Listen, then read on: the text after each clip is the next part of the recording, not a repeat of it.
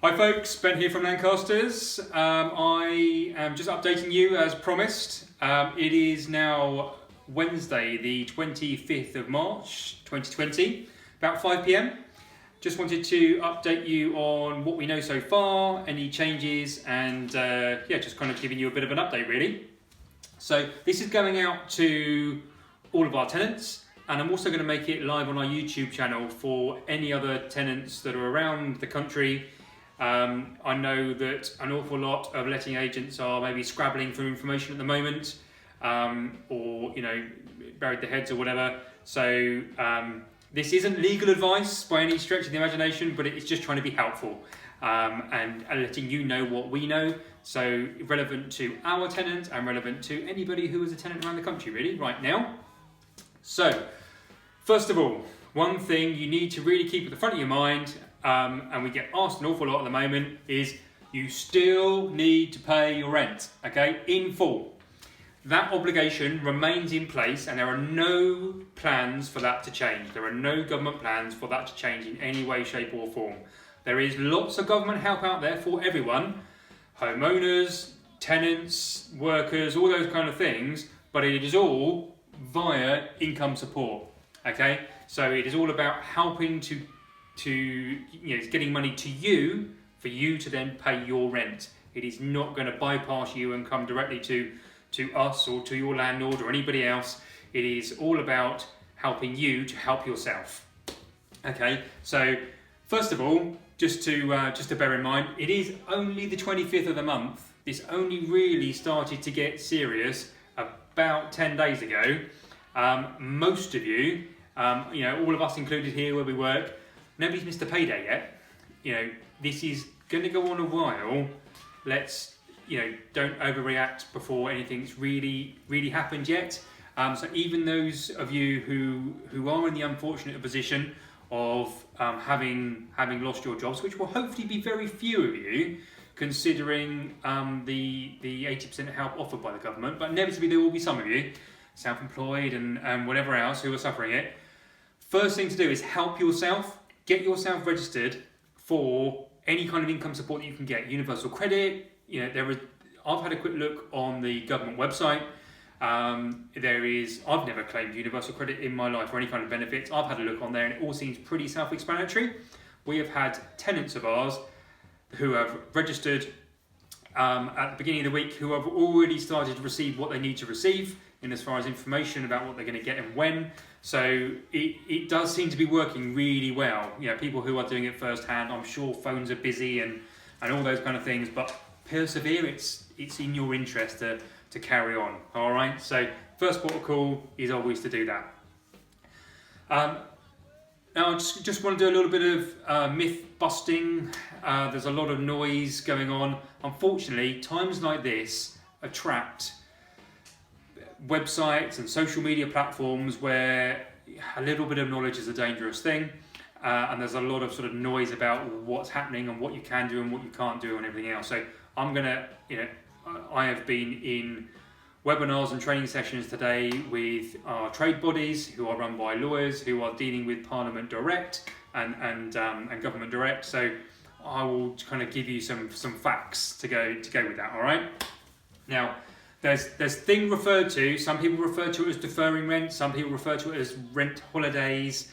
I'm just going to clear that right up right now. There is no right to such a thing. Okay. Deferring rent is not new. It's always been there as an option. There's no law change. There is nothing that's happened that's going to be new. Deferred rent is all about paying slightly less for a short period of time and then paying back that money at an arranged later date. It's always been there for moments of short-term hardship, as an option for you to be able to discuss with letting agents and landlords.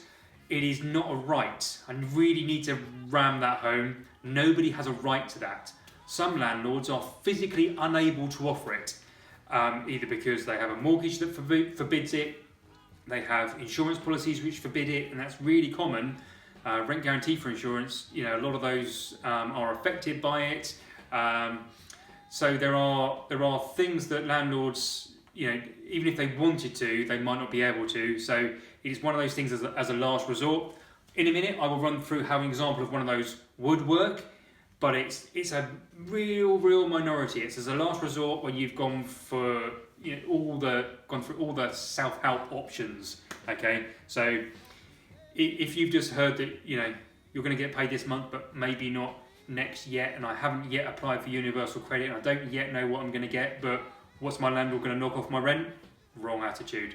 It's not the way to do it. It's your rent, it's your house, your responsibility. We're all in the same boat. We've got to help ourselves now, and once you're helping yourself, we will definitely help you. All right.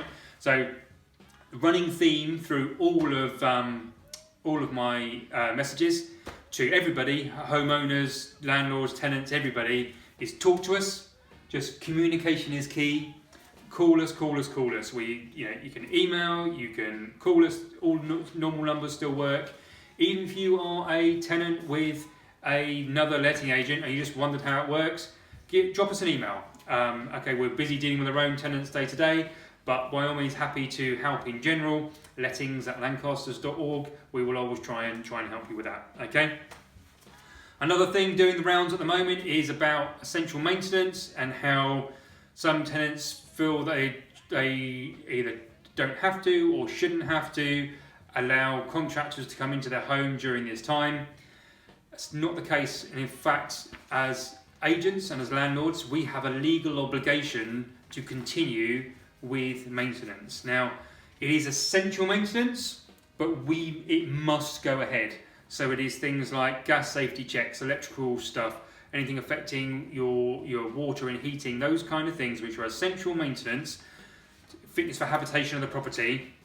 Those things, not only can they go ahead, they must go ahead. We must do that in a reasonable way.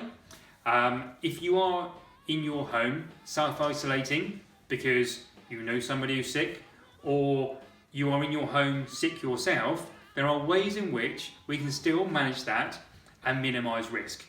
If you are sick in bed upstairs, you can arrange for the front door to be open, or we have a key to be able to come into the property, and you can stay safely tucked up in bed while a contractor comes in and checks your gas boiler is safe.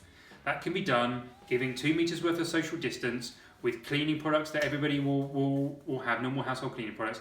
There is no reason why that can't go ahead. So we still have to, there's no point sitting indoors making sure you don't get coronavirus if you're then going to sit indoors and die of carbon monoxide poisoning because nobody's checked your boiler. One does not outdo the other. So it has to be done. Okay, so don't get me wrong, things like your living room just wants another spruce up of a coat of emulsion, that's not essential. That can be put off. But anything else to do with leaks and safety stuff has to be done. It's not optional. We have to do it. Okay, we have a legal obligation to carry on doing that. All right. My glamorous assistant Alexis just behind the camera there with some cue cards for me, just so I can catch up with it. Okay, yeah. So for any of you who have heard stuff that laws are changing, things are happening, government are doing stuff, it's mild technicality. No law has changed, and nor is it proposed to change. Okay, there has been one change, temporary change to the Housing Act. This is actually something they were proposing to do later this year anyway, before this whole Corona thing, but they've accelerated it, and they've also made some additional changes to it just to get through this period of time. It's temporary. It runs from now until the end of September, and it takes your notice period from our notice period, say from us to you, or landlords to tenants, from 2 months to 3 months. So that is it. That is the only change. You can go to that website and read it firsthand. It is 360 pages. I have skimmed over it. I won't confess. I won't. Try to say that I've read every word, but I have skimmed over it, and so have several other people in the industry. The only proposed change is to change notice periods. That's for Section 8 notices, Section 21 notices, notices to quit, all those kind of things that were previously 2 months are now 3 months. That is it. All right. So, oh, sorry, what was that? Oh yeah, I'm going to go with an example. So, for those of you that's, takes you as far as there, you don't need to know about deferral stuff, you can tune out, not have to listen to my voice, but any of you who want to know, in the rare circumstances that you may be in a rent deferral situation, I'll show you how it works, alright? So, the key word is deferred. Keep that front of mind. It is not a freebie, it is not being let off for any period of time, it is deferring it. So, here's an example. We'll keep the maths really simple so I can keep up with it. Let's say your rent was £1,000 a month, and you said, and it was all agreed with the landlord, that for the next 3 months, you could only pay half that rent as you're going through some short-term hardship.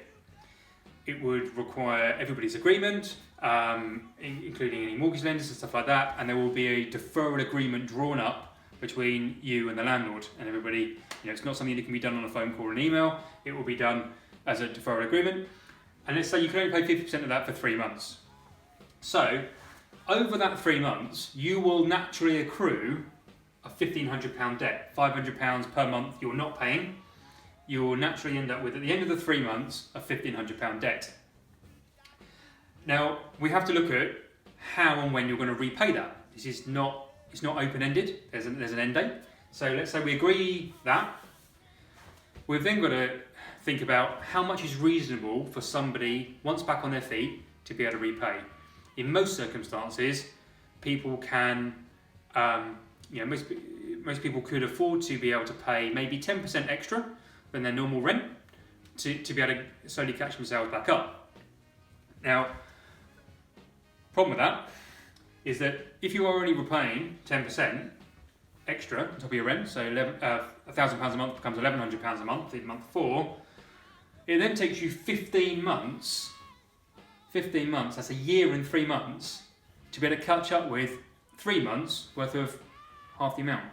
So what might seem like a relatively small change in the short term, it's only half rent only for 3 months, it actually, in reality, will take you 15 months to catch up. Are you comfortable with that? Are you going to stay in the property that long? Otherwise you're going to end up with a bigger bill to resolve sooner. That money doesn't go away, it will follow you around, small claims court, county court judgments, all that rubbish that nobody wants to get into. It doesn't go away, it's all part of the deferral agreement. So this is real last resort stuff. It's can't hammer home enough how it's not a right. It is only by agreement and where possible, and it's not, this is something you look at when you have no other help from anywhere else, no other income support, no other, it's very much case by case. It's not, when you can't get universal credit for whatever weird reason, or you can't get your employer's not going to pay you 80% for whatever weird reason, all those other things, it's last resort. Okay, so I'm going to let you lovely people go. I will be back again to update you as and when anything changes. Watch this space, and I will keep you posted as and when we know more. Thank you.